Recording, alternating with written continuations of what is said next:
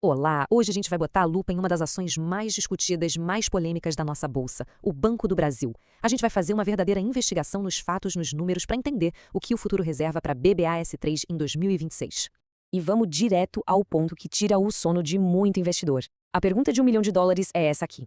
Como é que pode um banco que lucra rios de dinheiro ser negociado na bolsa como se estivesse em promoção? Parece não fazer sentido, né? É um quebra-cabeça e é exatamente isso que a gente vai tentar montar juntos aqui. E olha, essa tabela aqui mostra o famoso desconto eterno na prática. Pensa comigo, no indicador preço sobre valor patrimonial, o mercado paga só 72 centavos por cada R$ 1 de patrimônio do Banco do Brasil.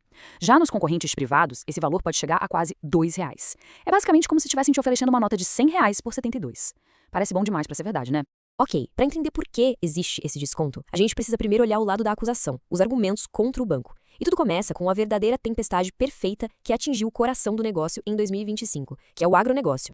E a primeira evidência é de cair o queixo. A inadimplência, ou seja, a taxa de calotes na carteira do agro, simplesmente explodiu. Ela saltou para 6,09%. Gente, para ter uma ideia do que isso significa, esse número costumava ficar em torno de 1%. É um aumento gigantesco que ligou todos os sinais de alerta do mercado. E aí, claro, com mais gente dando calote, o banco teve que se proteger. Ele precisou aumentar as suas reservas para cobrir possíveis perdas, o que a gente chama de custo de crédito. E esse custo disparou mais de 73%. Isso são bilhões de reais que deixaram de virar lucro e foram para essa reserva de emergência. Se você está gostando deste vídeo, deixe um like e comente abaixo sobre qual empresa ou ativo você gostaria que fosse o próximo vídeo. E não se esqueça de nos seguir. E aqui, aqui a gente vê o estrago na última linha. O lucro antes de impostos desabou 62,5%.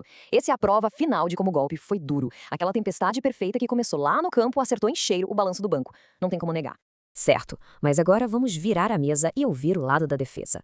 Porque, apesar dessa tempestade, o Banco do Brasil tem uma estrutura muito, mas muito resiliente. Vamos entender o que protege esse gigante. E o principal argumento da defesa está aqui. É o que a gente chama de força competitivo, uma verdadeira fortaleza. O Banco do Brasil domina mais da metade de todo o crédito rural do país. Ele não é só mais um banco no setor, ele é o motor financeiro do agronegócio brasileiro. E essa liderança toda não vem do nada, não. Ela se sustenta em 3 pilares. O primeiro é essa liderança no agro que a gente já viu. O segundo é uma vantagem de custo que já vamos detalhar. E o terceiro é uma escala operacional que ninguém consegue copiar. Nenhum outro banco chega onde o BB chega. E mais, hoje ele investe pesado em tecnologia e inteligência artificial para ser cada vez mais eficiente e bater de frente com as fintechs.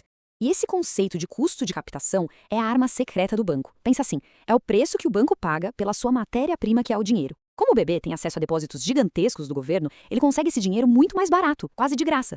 Os concorrentes precisam ir ao mercado e pagar mais caro. É uma vantagem que já nasce na origem da operação e turbina o lucro. Agora a gente chega num ponto que para muitos analistas é o que realmente decide o jogo, a governança, o famoso risco político que sempre foi a grande sombra sobre as ações do Banco do Brasil. E aqui está o fantasma que assombra o investidor. É aquela pulga atrás da orelha, sabe? Aquele medo de que, por ser controlado pelo governo, o banco seja usado para fins políticos, e não para gerar valor para todos os acionistas. Esse risco é o principal motivo daquele desconto que vimos no começo. Só que ao longo dos anos foram criados vários escudos para proteger o banco disso. Ele está listado no novo mercado, que é o nível mais alto de exigência da bolsa. Existe a lei das estatais, que responsabiliza os gestores diretamente. E talvez o mais importante, o conselho de administração tem membros independentes que representam os minoritários. E a gente viu essa proteção funcionando na prática bem recentemente, em 2025. A chegada de novos conselheiros indicados pelos acionistas minoritários funcionou como um reforço nessa barreira de fiscalização. É uma garantia a mais de que as decisões vão ser tomadas pensando no bem do banco e não em interesses externos. Então tá, depois de ouvir a acusação, a defesa e a testemunha-chave, chegou a hora do veredito. Qual é a sentença para quem está de olho em Banco do Brasil para 2026? No fim das contas, a decisão se resume a isso. De um lado, o cenário otimista, que aposta na recuperação do agro, na eficiência do banco e na volta de dividendos mais gordos. Do outro, o cenário pessimista, que teme uma crise mais longa no campo e, claro, a volta do risco político. É uma balança entre oportunidade e risco. E olha que interessante, a própria gestão do banco já deu uma pista do que espera para 2026. A meta oficial de lucro fica entre 22 e 26 bilhões de reais. Veja bem, não é um crescimento explosivo, mas é um sinal claro de que o pior da crise pode sim ter ficado para trás. É uma recuperação gradual e consistente. A mensagem da diretoria é muito clara. O momento é de arrumar a casa. A prioridade total é fortalecer o balanço do banco, garantir que ele esteja sólido. Isso significa, no curto prazo, pagar um pouco menos de dividendo, uns 30% do lucro, para ter mais segurança.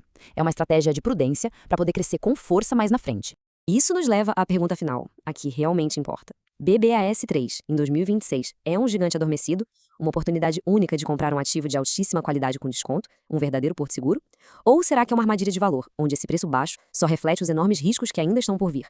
A resposta para essa pergunta é o que vai definir a história dessa ação.